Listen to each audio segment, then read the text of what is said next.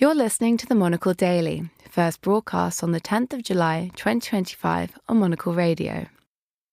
Are the UK and France actually pooling their nuclear deterrents? Why won't Germany's trains run on time? And is there arguably something noble about rinsing tourists? I'm Andrew Muller. The Monocle Daily starts now.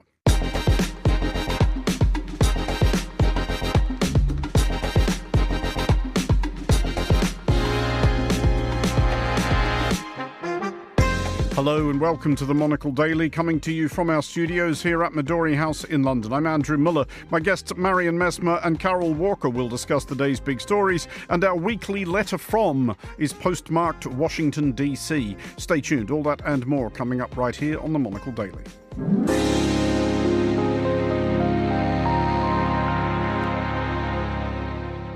This is the Monocle Daily. I'm Andrew Muller, and I'm joined today by Marion Messmer, Senior Research Fellow in International Security at Chatham House, and by Carol Walker, Times radio presenter, political commentator, and former BBC correspondent. Hello to you both. Hello. Yeah, good evening. Carol, you have recently, and this is not the first time we've started a show like this, you've recently been to Norfolk, a region of England I increasingly suspect having you on some sort of retainer, but go off. Well, yes, I'm afraid I'm a Norfolk girl, you see. I was born and grew up there. And this is just homeside umpiring. I still have my roots there, but I was there last week, and I have to say that at a time when many parts of the UK, including London, was broiling in 30-something degrees, parts of Europe were really seriously hot, getting up towards 40 degrees. And on the coast in Norfolk, it was a delightful 26 or so with a cool breeze. At the sea that looked like the Caribbean. Okay, I'm doing the Norfolk Tourist Board's job for them here. But I think it is really interesting when you look at this and you just wonder how much in future are people really going to want to go to southern Spain, to southern Italy, particularly in the summer, in the main school holidays, when actually you can have a rather better time in rather more agreeable temperatures and have so much of what many of those Mediterranean countries also have to offer. I mean, you are probably onto something because, yes, 45 to 48 degrees is nobody's idea of a holiday. That even as an Australian, I will admit that is getting warmish. But just finally on Norfolk, genuinely, because I think a lot of international visitors who come to the United Kingdom, who may only come to the UK a few times in their life, if that, probably won't, and this is not me doing a bit about Norfolk, but it wouldn't necessarily leap to mind because people want to see all the obvious stuff. So what would be the attraction for people? How would you pitch it to them? Because it isn't far from London, really. That's a start. No, you can get up to the beautiful part of Norfolk that I go to on the train in 3 hours. Change in Norwich, which is the main city in the county. Get on a little train up to the coast. It has beaches. It has wildlife. It has nature reserves. It's famous for its big blue skies. There are a lot of painters that work in that area that are inspired by the big skies, the open sea. Everyone says it's flat. Norfolk, that's famously one of the lines about it. I think one of the other attractions is that you don't go to Norfolk unless you're actually going there. You don't go through Norfolk on your way anywhere because it's in the little bulge that sticks out on the east coast. And I think at the moment, at least, it's managed to retain a lot of its original characteristics and people who just live and work there, whilst getting enough investment from the tourist industry that you can get a lovely cup of coffee. There is some really great places to eat. There are some wonderful pubs. I can carry on for the next half hour. If you like. Clearly. The Monocle Daily apparently actually brought to you today by Norfolk. Marion, you are, of course, about to go to a place which requires probably less introduction, i.e. Krakow. That's right. Yeah, really looking forward to it. It's just meant to be a holiday. My brother and I try to go away together at least once a year, and he lives in Germany, I live in the UK, so we usually pick a place that we both want to see. And Krakow seemed to be great in the sense that it's got lots of art, culture, good food, apparently nice craft beer. So we're looking forward to a week of that. But it won't be entirely holiday mode for you, though, surely, because Poland, for somebody interested as you are in international security, is becoming much, much more of a thing. That's very true. I mean, I've been talking a lot with Polish colleagues over the last few years. I mean, especially, of course, since the Russian invasion of Ukraine, Poland has taken such a leadership role in European security. Poland is one of the leading investors in defence in NATO, already well exceeding 4% of GDP spending on defence, really building up their army, really building up their defence capabilities, has, of course, taken in unprecedented numbers of Ukrainian refugees. So I'm sure work will still be on my mind when I'm there. Well, we will start on a semi-related note with a ramification of French President Emmanuel Macron's recent visit to the United Kingdom. France and the UK, Europe's only nuclear-armed states, have struck an agreement to coordinate their nuclear arsenals in the event of a substantial threat to the continent. The coordination is political rather than strategic, which is to say there are no circumstances in which France will be able to order a launch of the UK's missiles, nor the UK France's. It is believed that the text of the agreement stipulates that, quote, there is no extreme threat to Europe that would not prompt a response by both nations. Carol, first of all, how big a deal is this? Because France does have a history of very, very dogged independence with this stuff. They build all their own missiles from start to finish, unlike the UK, which does have an amount of reliance on the United States. France doesn't or hasn't operated within NATO's nuclear planning group. So is this a big deal? Yeah, I think it's a hugely significant move. We have had a series of previous defence and security pacts between the UK and France. But I think embracing the nuclear deterrent in that is quite significant. As you say, there is this phrase in the communiqué that there's no extreme threat to Europe that would not prompt a response by both nations. Now, there's already been questions from some of the conservative opponents about whether Britain's giving up its independence in terms of the nuclear deterrent. I mean, that's a slight misnomer because we are somewhat dependent on the Americans for our nuclear deterrent. But it comes at a time that the UK has already announced that we are upgrading the nuclear deterrent, buying jets that could be nuclear capable, whereas we've only had F-35s. Whereas we've only had submarines in the past. And as you say, France has been fiercely independent. I think this is part of that wider recognition by many of the European nations that they simply have to be able to operate without the backing of the United States because under President Trump, they simply don't know when or whether it's going to be forthcoming. Well, doubtless that is a big part of the thinking here. But, Marion, is it being too sceptical to suggest that this may be somewhat cosmetic? Because I'm looking at the word extreme in the context of extreme threat to Europe. I mean, that could mean or not mean anything, couldn't it? Somebody could expediently decide at the last minute that something isn't maybe as extreme as the other party thinks it is. I mean, yes, that's definitely there, but I feel like that caveat is always in any defense agreement. So I wouldn't put too much weight on that. And of course, nuclear weapons are only to be used in the most extreme circumstances. So that's also a part of the nuclear component, I think. I mean, you know, in terms of the critics of this agreement, I think the change is actually much bigger and more significant for France than it is for the UK, because UK nuclear weapons are already committed to NATO and NATO deterrence. So in a sense, I don't think that this curtails British independence at all, because, you know, as you both said, the launch decision remains with the UK only. But for France, this is quite a significant step after a few years of President Macron saying that France saw a European component to their nuclear deterrent, but clearly, Russia not really getting the message, and also a lot of European allies essentially asking what that meant concretely. This is a much more concrete step for France to take, and I think that's a really interesting step at a time when the US commitment to NATO has been called into question, and this could be a really good way of strengthening nuclear deterrence for European states and making Russia actually pay attention to that.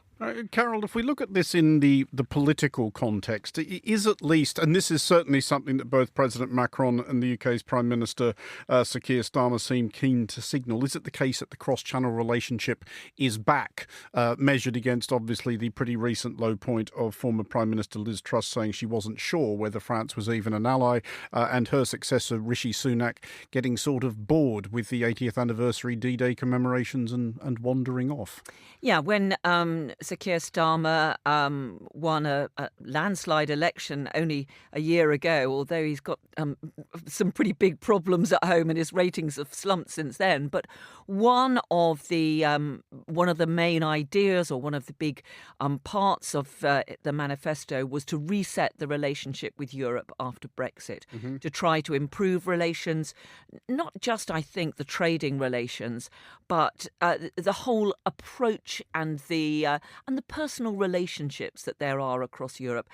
Sir Keir Starmer, of course, was a leading opponent of Brexit. It was interesting today that Macron couldn't avoid a few digs at Brexit, saying, of course, that the problem with migrants coming across the Channel to the UK, Britain had hoped that it would be much easier to control that once we were outside the EU.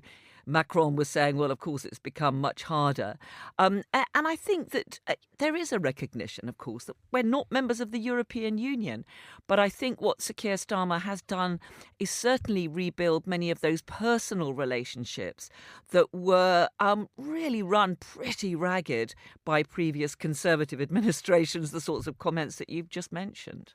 Just going back finally to the nuclear agreement, such as it may be, Marion, is it likely to cause Russia to regard anything at all differently? I would hope so. I mean, if you look at how Russia has been portraying the UK in its media domestically, the UK has been a sort of big opponent for a long time, right? Where you get really disproportionate rants by various news presenters about the UK and the threat that it poses to Russia from the Russian perspective. Whereas France never really features, even though France is, of course, also a NATO member state and also a European nuclear power. And my interpretation of that is essentially that because France for a long time has sort of reserved its nuclear weapons for domestic purpose only, Russia didn't necessarily consider that as something of concern for them, whereas now that France increasingly highlights the European component and increasingly tries to also show up in NATO with its nuclear weapons capabilities, Russia seems to pay much more attention to those kind of signals. So I think this agreement is going to be a really strong signal, and hopefully it's the kind of deterrent signal that Russia needs in order to decide not to take any opportunistic action of any weaknesses that they might perceive because of a change in the US posture. Well, to Kuala Lumpur now, where US Secretary of State Marco Rubio has met his Russian counterpart, Foreign Minister Sergei Lavrov. Lavrov can at least be confident he was meeting the real thing. It was revealed earlier this week that someone employing an AI simulation of Rubio speaking had successfully contacted 3 foreign ministers, 1 US governor and a member of Congress, all of whom thought the voice on the line was stilted, bewildered and generally unconvincing, which is why they thought it was Rubio. Rubio, according to official communiques, informed Lavrov that President Donald Trump was disappointed and frustrated with Russia's recent behaviour but that some new ideas had been shared. Carol, it's hard to say, really, from one day to the next, 1 hour to the next, but as of this broadcast, does the United States appear to be back on board where Ukraine is concerned? Well, look, we've had those remarks from President Trump expressing increasing exasperation and frustration with President Putin. We also had an extraordinary tape released this week, which showed him addressing business leaders. And he said that he'd threatened to bomb Moscow if Putin invaded Ukraine. Now, it's unclear when he actually delivered this threat, but you do wonder whether there was a reason why this tape recording suddenly found its way into the hands of a couple of the American networks. And I think that the other key thing that has happened this week, which really will make a difference, is that President Trump intervened to restart the deliveries of military supplies to Ukraine. Pete Hegseth, his defense secretary, had stopped it. He was sitting there alongside President Trump, who just announced to the cameras, who just so happened to be there at the time, of course, this being the Trump White House, that he was resuming those weapons shipments. And so that in itself is a hugely significant move, because the Ukrainians were very worried indeed about it. Now, it does appear, and Marion will know more about this, that this is weapons and equipment that was committed by the Biden administration, but then blocked under Trump's leadership. And he's now given the go-ahead for it to go through again. But it comes at the same time that you've got leading Republicans in the House approving a whole series of pretty tough measures and sanctions against Russia. So if you put all of that together, there are certainly grounds that have prompted President Zelensky to be sounding hugely optimistic that the US may be back on board. But is the problem, or a problem at least by now, Marion, that even if the US is back on board as of this broadcast, for example, tomorrow morning President Trump might wake up in a funny mood about who knows what and change his mind again? Yes, I mean, that's of course a huge challenge with this administration. I mean, there's very little consistency, and it often depends on, who was able to convince President Trump of what. I mean, normally for, consistent policy making, you essentially delegate a lot of attention to different issues, whereas the Trump White House is trying to concentrate as many issues as possible and as few people as possible. And that then means that you're really dependent on different personalities rather than offices and policies. But I think we've seen this a bit in the first Trump administration, where Trump was originally very hopeful and optimistic that he would be able to get to a negotiated agreement with North Korea, for example. And then when things didn't go his way, he actually flipped quite significantly and then ended up, feeling negatively about North Korea for the remainder of his presidency. So I do think that there is a chance that if, because he really has put so much stock in being able to deliver a ceasefire or a peace deal for Ukraine and ending the war, that was so much of his campaigning message and so much of his first few months in office. So I think if it turns out that that's not possible and he ends up primarily blaming President Putin for that, then that could be something that does stick for the remainder of his presidency. Carol, the Ukraine Recovery Conference is ongoing in Rome. The top line from today appears to be that they've launched a new equity fund to help rebuild Ukraine. They're talking a lot about private-public partnerships, but how far is Ukraine from being actually a solid investment? Because the people, especially from the private sector who invest in Ukraine, will not be doing it out of charitable goodwill. It's still a long way off. There are many of those investors who are potential investors at this stage who would be prepared to get involved if there was a wider international effort to help Ukraine to rebuild. And it comes on the same day that we've got Keir Starmer and Emmanuel Macron hosting a meeting of this coalition of the willing. These are the nations that would be prepared to provide some sorts of security assurances if there is a ceasefire. But I think so much of this is dependent on finding some way to end the war. And what appears to be happening at the moment is that, if anything, Russia is stepping up its attacks. Last night there were over 700 drones and missiles fired at Ukraine. We've had many attacks on Kyiv, on the capital. And we seem, if anything, to have moved further away from actually resolving this, because for all President Trump's talk, and we had Zelensky, after many ups and downs and falling out and making up with President Trump, agreeing to a 30-day ceasefire. President Putin at no stage has agreed to even a brief ceasefire beyond a few days. And if anything, seems to be trying to, at the moment, step up attacks. He's regained control of that chunk of Russian territory, most of it that was seized by the Ukrainians. And so the idea of this investment conference, I think, along with the coalition of the willing, it is important because it's nations trying to show their solidarity and their support for Ukraine. But so much of it is an when the right circumstances arise. Well, to Germany now, where the state-owned rail concern Deutsche Bahn continues to do sterling work, correcting the popular stereotype of Germany as a country consecrated to efficiency and competence, in which all the trains run on time. Last year, over a third of Deutsche Bahn's long-distance trains ran late, although, in fairness, this is according to a very stereotypically German definition of late, i.e. 6 minutes behind schedule, whereas British rail travellers are by now more or less content if they arrive the same day they left and haven't had to sit on the roof. While money has been earmarked to resolve Deutsche Bahn's difficulties, the renovations are subject to longer delays than the trains. What had been a deadline of 2031 became 2035, and this week the flip counter was set to 2036. Marion, you are, of course, answerable for absolutely everything Germany is currently doing wrong.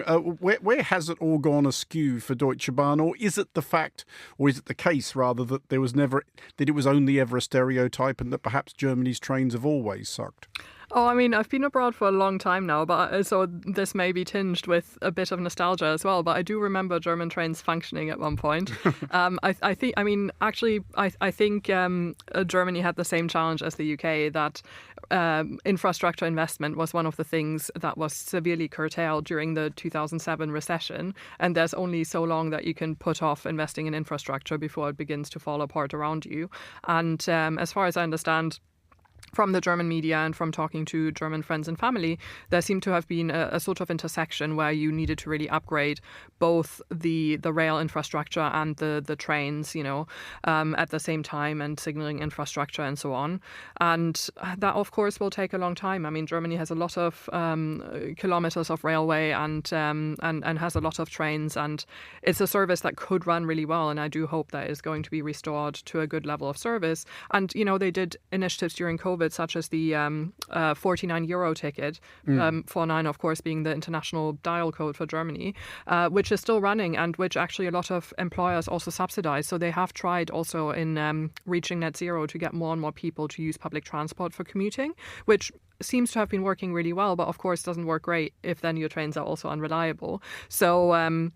So I think there's a lot of potential there. And of course, our Swiss neighbours would be really grateful if we managed to fix our trains again, because it's been the bane of their existence that German trains going into Switzerland cause all sorts of hiccups in a country where trains actually run on time. They actually do. Just to follow that up quickly, Marion, because I'm just curious. Here in the UK, where the trains are an absolute disaster area, there has been for many years this kind of urge towards nationalising them all again. There's a consensus that privatisation has been a shambles. Is there an opposite lobby in Germany? Are there people arguing because clearly nationalised railway has been a disaster, everything should be privatised and then it would be wonderful, like it is in Britain? Well, I think it's been a sort of start-stop approach to nationalisation and privatisation in Germany as well. I mean, more of it is still nationalised, but there are a few privatised lines or private companies that also compete. But I think by and large, I mean, I'm not an economist. This is like purely an observation as, someone who's lived in both countries. But it seems to me that Germany has found a good way of running public companies in a way that sort of gets the best of both worlds. Because I was thinking about Royal Mail and Deutsche Post the other day, and like that sort of comparison. And so I think, obviously people are really frustrated with how poorly the service has been going and how expensive it is. But I don't think that there is any illusion that privatization would fix that necessarily. I mean, Carol, as we were talking at the top of the show, you have recently been on British Railways. I don't know if that line is yet a great British railway, i.e. the nationalisation project that has been promised by the new government. It's one of the first lines that's due to be renationalised later this year. And it's I find it fascinating that it's one of the... I travel a lot on trains in this country, also in France and Spain and Italy. Times Radio must pay well. All out of my own pocket, I assure you, Andrew. But I have to say, I mean, the Greater Anglia service, which goes up onto to the East Coast, is one of the best in the country. It's fascinating that the first ones that are being renationalised Norwich Tourist Board are the ones that are actually working quite well. And there's quite a backlash because people are saying, look, this line works quite well. You better make sure it's just as good when it's renationalised. And I think the big problem with the programme of renationalisation is that this is a government that is really struggling for money. The lack of investment has been there for many years, as it has in Germany. But every time the government tries to get the public finances back on track and save a bit of money somewhere, its Labour MPs cause a huge rebellion. And there are already lots of warnings that taxes are going to have to go up because there simply isn't enough money in the public pot. So I'm just slightly concerned as to where the money is going to come from for this huge investment. I should say, if you talk about some of the problems on the German railways, I mean, if you want to look at a disaster, HS2 is supposed to be a high-speed rail line connecting London and Birmingham, the country's second city. It was originally due to be in operation next year. It's now been delayed again. It's not going to be in service for another decade, another 10 years. And the cost has gone from about 33 billion up to about 100 billion. And I'm not sure who's ever going to get to travel on it. I think it would actually be cheaper to put everybody in the UK on the moon. But we will move along to the latest in Europe's growing revolt against tourists. Locals in several jurisdictions, Barcelona, Venice, Spanish islands, popular with people who use the word party as a verb, have lately become volubly irritated with incomers, expressing their resentment with placards, chanting and water pistols. Others have taken more subtle measures. In Iseltwald, a Swiss village whose lakeside dock features in some ghastly-sounding television series, locals have erected a turnstile to charge tourists 5 francs a visit.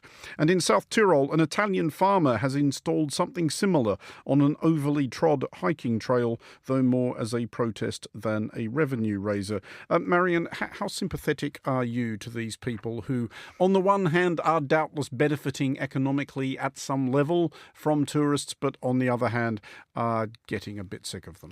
Oh gosh, I mean, I think I mentioned before on this show, I'm from Lindau on Lake Constance, which is of course a medieval island town, which is therefore very cramped and very overflowing with tourists in the summer. Do you have a water pistol? I mean, I personally don't, but it's so true that if you're a local, you're probably going to avoid the island, which is really beautiful for most of the time between like June and September. So in that sense, I do understand it. And, you know, in Lindau, people who actually own property on the island are incredibly frustrated with the really high numbers of tourists, even though tourism is probably one of the biggest income generators. So in that sense, I get it. And I did think the example about the dock from Crash Landing on You was really funny because I thought, except for a bunch of Koreans, it was only nuclear nerds who had seen that film. So I don't really know who goes to look at that dock. But, you know, when it comes to things like the hiking trail, where I feel like it's maybe a bit more of a public good, then I feel a little differently about it. So I think, you know, tourism is obviously amazing, and clearly we all love to travel here in the studio, but I do also understand if you're from like a small place or historic place, it can sometimes get a bit much. But just to follow that up, in terms of your hometown, which is presumably a defendable fortified island, has there ever been any talk seriously of saying, like, why don't we charge people, I don't know, €100 a day? And thereby we might have fewer people, but we might make the same amount of money. I don't think that's ever been an idea that's been discussed. I'm sure the Lindau Tourist Board is, you know, listening carefully. But what has been discussed is, you know, stuff that ends up being really unpopular with the locals. So, like, for example, the train station was moved. The main train station was moved from the historic island to a sort of like what is now the main part of the town. And there's now just a sort of like a tourist train that goes back and forth between that station and the island. That wasn't very popular. And the other thing that's being discussed and has been discussed for decades is whether to pedestrianize the entire island and not let cars on anymore. Again, hugely unpopular with locals, but would probably actually help quite a bit with the sense of congestion and also would maybe make it a nicer place. What do you think of measures like that, Carol? Because Venice, which I guess is the similar vibe to Lindau but bigger, charges people €5 a day to get into the sort of old bit on the lagoon. But it strikes me that somebody who's got €5 a day and is going to Venice, you could easily charge €20 a day. Yeah, look, it's fascinating, isn't it, this tension between tourists and local populations in places like Venice. I was in Venice earlier this year and certainly was perfectly happy to pay a €5 tourist tax because that money goes towards the upkeep of a city that needs to be propped up and prevented from sinking into the water the entire time. And this is happening in so many places. Only yesterday, the Welsh Senedd, the Welsh Parliament, has passed a law to allow local authorities to impose tourist taxes because there are parts of the Pembrokeshire coast. It's a beautiful part of southwest Wales that get very overcrowded during the summer. And there have also been proposals, which are the subject of huge controversy, to charge people to climb up Mount Snowdon because there have been so many people going there and they are perhaps not sufficiently respectful of the surroundings. They leave their rubbish and so on. So I can understand why those places that are under huge pressure from tourism do want to introduce charges. I think the key thing, though, is to find a balance because surely it shouldn't be at such a level where only rich people can come. Surely should be able to find a level where it doesn't, perhaps it does mean that the tourists who visit at least contribute to the local economy and the upkeep of local facilities and so on, without necessarily damaging local businesses, which all too often actually depend on the tourists for their trade. Is there, just in closing, I'll ask each of you in turn, anywhere other than your hometown, Marion, you would perhaps like to see ring-fenced in that fashion, or you think could or should be charging admission either as a revenue raiser or perhaps to deter some of the hordes that descend? Yeah, I mean, I think there are a few sites that are of great historical significance that are sort of damaged by tourism, right? Like, I can't remember the name now, but there's this Italian town that's a sort of world culture site, which is like built into the stone. And I think they've had an issue ever since they became part of the UNESCO World Heritage sites. They had so many visitors that the like stone paths and so on were actually damaged. So I think that's obviously a huge shame because it's been around for so long and it's really significant and you could do damage that's actually very difficult to repair. So I think in that sense having maybe a quota or like some sort of limitation how many people get to go would make sense. What about an entrance tax for Norfolk, Carol? Yeah, well, I'm a bit worried that I've described it in such glowing terms that there are going to be so many people coming. We don't want too many people to come. So maybe we'll have an entrance tax for Norfolk so that it doesn't get too overcrowded. But it is one of many parts of the UK where they're already, for example, introducing double the council tax for second homeowners, because that's another aspect of this, which adds hugely to the pressures and means that local people then can't afford to live in those beautiful parts of the country. And I am struggling heroically to rise above any number of punchlines about the places in this world that could charge people double to leave. Marion Messmer and Carol Walker, thank you for joining us. Finally, on today's show, this week's Letter From is a letter from the US Capitol, as seen on a recent visit by Monocle's Seattle correspondent and former DC resident Gregory Scruggs, tracing his own family's steps as employees who rose through the ranks of the now embattled federal government.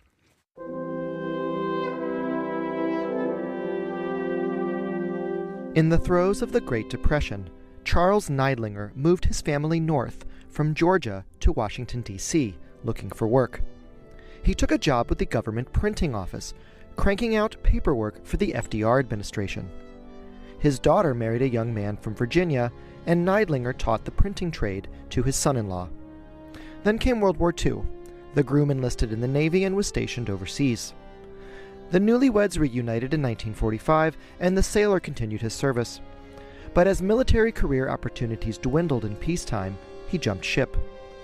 Neidlinger pulled some strings and got his son-in-law an interview at the government printing office, working in linotype. The job was steady, In those pre-digital days, there were reams and reams of government documents to print, especially in the 50s and 60s during the rise of the administrative state as government agencies promulgated new regulations galore. His wife, meanwhile, had done secretarial work at the Navy Department during the war, and later at the National Institutes of Health. These entry-level government jobs paid well enough to support a family, and the printing clerk and secretary raised 3 children in a tidy house in suburban Maryland. It was, by the standards of the time, living the American dream.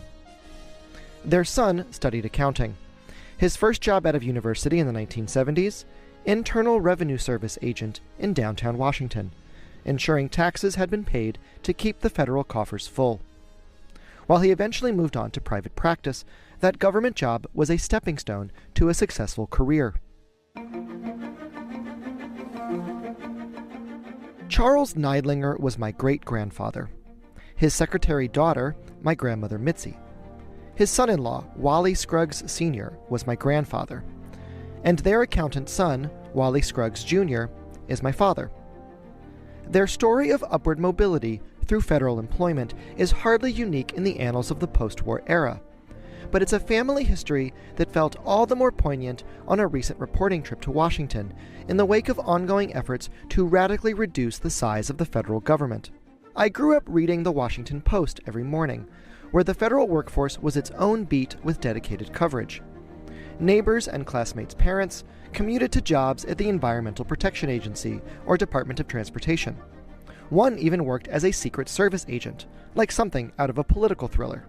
For the millions of residents of Greater Washington, the federal government was an anchor. It was a reliable employer in good times and bad.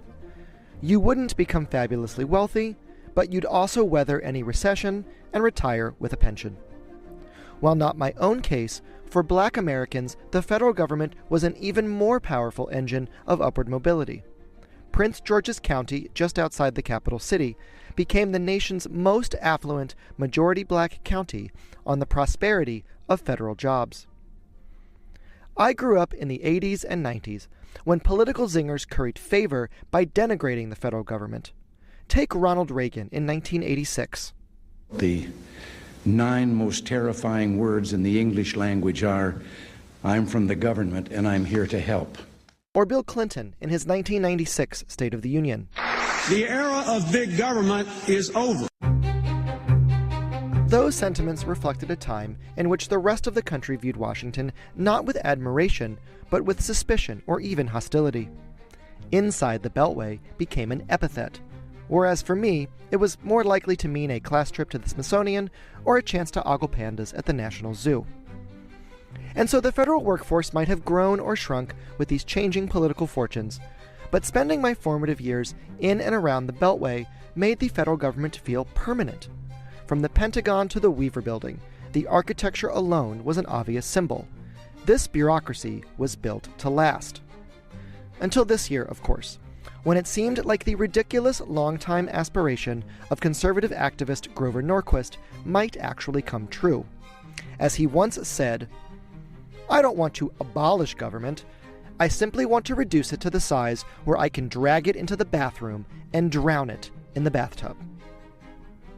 With that image in mind, walking around downtown Washington last month in a heavy downpour indeed felt like visiting a nation's capital circling the drain.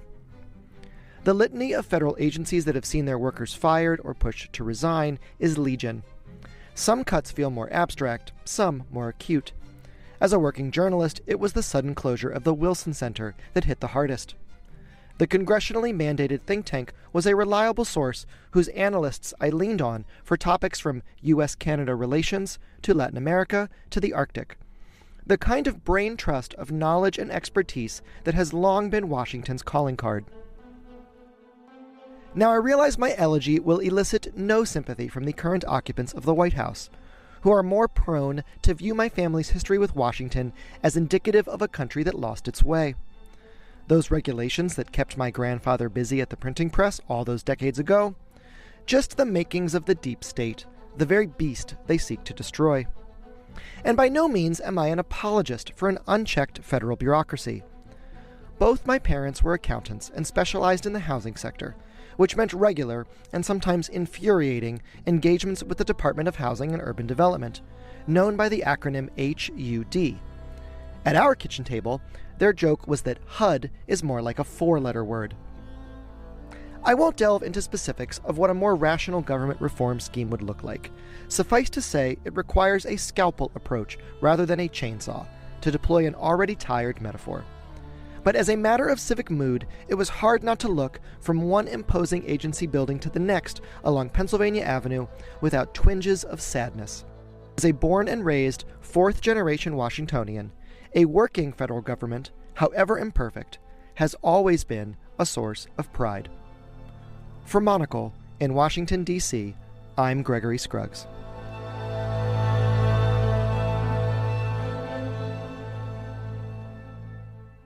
Thank you, Gregory. And that is all for this edition of the Monocle Daily. Thanks to our panellists today, Marion Mesmer and Carol Walker. Today's show was produced by Chris Chermak and researched by Henry King. Our sound engineer was Steph Chungu. I'm Andrew Muller here in London. The Daily is back at the same time tomorrow. Thanks for listening.